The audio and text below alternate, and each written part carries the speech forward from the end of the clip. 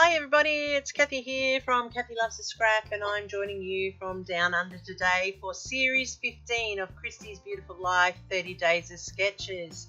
And today is day 1 and we are lifting from Ginger's Corner this layout.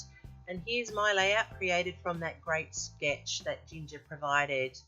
I will have all of Ginger's details down below so that you can follow her on Facebook and on YouTube here.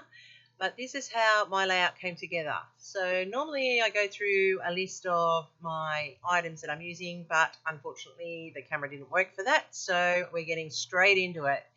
I'm cutting from this 49 Market sherbet paper, 1-inch frame, which I'm using for my base, and I have the light bulb framed paper as the base paper, and I've created 3 photo mats. I decided that I would distress the edges of my matte paper just to give it a little bit of an interest and to lift it up off that framing. And as the layout sketch is pretty geometric and flat, I decided that instead of adding a lot of embellishments, that's what I was going to do. I always tape around using my Express-It tape, and I lay that flat onto the layout with one free to go so that there's no rippling. And as you can see, I'm not looking at my paper and I had it up the wrong way. So I have these 3 photos that I took last year at one of our P&C discos here at school. And this is myself with the P&C president and one of the teachers at school. Our P&C discos are always great fun, and this one was a glow disco, so this was perfect for this layout. So I trimmed down my photos to match them, so they were 3 3/4 by 3 3/4, and then by the time I made them up, we get the 4x4s. I'm using 2 of the rest of the purple and another colour there to add in as extra matting. You'll have also seen that I have cut out my hexagons as per the sketch, and I used my Cricut to do that. My hexagons were 4 1/4 hexagons, and they were matted. The smaller one was 4, which mats up. So that's how I've created them. I'm layering up my matting here so that they're not just single flat. They've got some depth to them. They've got the distressed edges to add some interest. And I'm just going to put in the hexagons here. And you can see that that bottom one is not a full hexagon, but that's okay because when I put the arrows in, it covers it up. So I'm layering it up here just as Ginger had in her sketch, and I'm putting down my photos now, and then that will allow me to build the rest of the layout. You can see that it fits pretty tightly given that it's a 12 by 12 and the photos were 4 by 4. Mine are just slightly under that so that there is a little bit of space between. I'm using the 2 little hexagons that Ginger also had down the bottom. One I'm going to use for journaling and one is just the add there.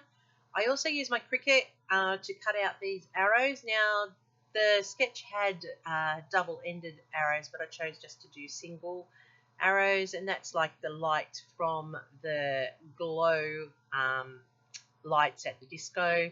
They were like arrows across the room, so it all ties in nicely with these photos. I cut out the title also on my Cricut, and I'm just adding that in across there. Ginger had a title and a date, but I'm just going with a double-worded title. Just to lift up the layout and give it a little bit more interest for the eye, I'm adding in some faux stitching with the white gel pen, and that makes the pieces lift off that background, and it draws your eye around.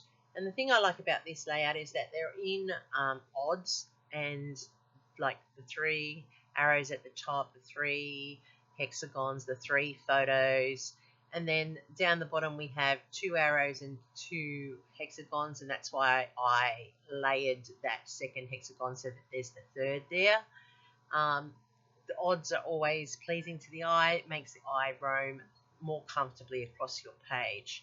As I said, I'm using this one here for my journaling, and all it's saying is that it was about our P&C disco. It was a glow disco, and it happened last year. It's really important that the journaling at least mentions the date, if not a little bit about the event, so that when people look at the photos, they know what was going on and it tells the story. Alright, so I'm liking it, but then I feel it's a little bit flat, and given that it's a disco, I decided that I would add some sequins in, and that too I'm doing in sets of 3. And as you can see, at the moment it's currently got 6 sets of 3, which is not conducive to being at odds. So I know after I've done that, I go back and I add in an extra one. I've done a turquoisey colour, a greeny aquary colour, and the silver. And I just think that I need to add in that last one, and that makes 7 sets, and that's the odds, and that makes it more pleasing for the eye, and it actually balances out. And that draws your eye down the hexagons and back up, and you can see that the sequins add that little bit of sparkle that's needed for the glow disco. Once I've done that, I look at it and it still feels a little bit flat to me, so I go and get my pearled watercolors, and I'm just going to add some splatters. So I use my spritzer bottle to water them up, and I'm just tapping across some gold, and then I go with a blue and then a turquoise color, and that highlights all the colors of the photos and the papers, but it adds that little bit of extra to finish off the layout. Ginger's sketch has all of those components, and I keep true to the sketch. I try to follow what the artist wants when they put out their sketch. They've taken the time to develop it, so I try to honour it as closely as possible, replicating what the main features are, so that I'm paying homage to the artist of the sketch. So I'm just adding in the last of my splatters, and that adds to like the pinpoints and the lights from the disco. If you've ever been in those discos with kids as a teacher, the screaming children, the bright lights, the flashing and the smoke, it's quite an event. And unfortunately I do that twice a year, which can at times be a little bit challenging, as you can imagine, especially the end of year one when everybody's really tired. But the kids enjoy it, and that's what it's all about. So the last of the sparkles are just going in by putting in those paint splatters, and I really do like those pearled white watercolours. They add a little bit of a sparkle. I'm sorry I'm zooming around like that, but in the stills and the close-ups you can see how it works. This is the sketch once again done by Ginger's Corner. This is my layout. Down below in my description I will have links to all of Ginger's social media and her links for you to follow. There will also be a link to the playlist for the 30 days of sketches with Christy's Beautiful Life for June, series number 15. Please take time to go and visit and watch and leave some love. I'm Kathy from Kathy Loves to Scrap, and I'm coming to you from down under. Don't forget, if you liked something, give me a like. It lets YouTube know that you want to see more of what I'm producing. If you haven't already subscribed, hit that button, and thank you to those that are returning. If you leave me a comment, I promise I'll get back to you as soon as I can. I always appreciate your feedback.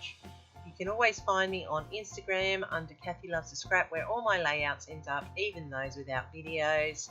Thanks for watching. Hope something inspired. Happy scrapping. See you soon.